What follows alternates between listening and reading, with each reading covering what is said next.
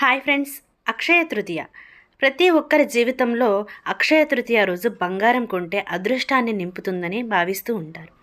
ఇక ఏదైనా ఒక కొత్త పనిని ప్రారంభిస్తే అది మంచి ఫలితాలను ఇస్తుందని, అలాగే ఆ రోజు దాన ధర్మాలు చేయడం మంచి ఫలితాలను కలిగిస్తుందని భావిస్తూ ఉంటారు. అయితే వైశాఖ మాసంలో శుక్లపక్షంలో 3వ తేదీని అక్షయ తృతీయ అంటారు. ఇక ప్రతి ఒక్కరి జీవితంలో ఈ అక్షయ తృతీయ అనేది అదృష్టాన్ని నింపుతూ ఉంటుంది. అలాగే అక్షయ తృతీయ రోజున బంగారాన్ని కొనుగోలు చేయడం, అలాగే లక్ష్మీదేవిని పూజించడం, లక్ష్మీదేవిని ప్రసన్నం చేసుకోవడం వంటివి చేస్తూ ఉంటారు.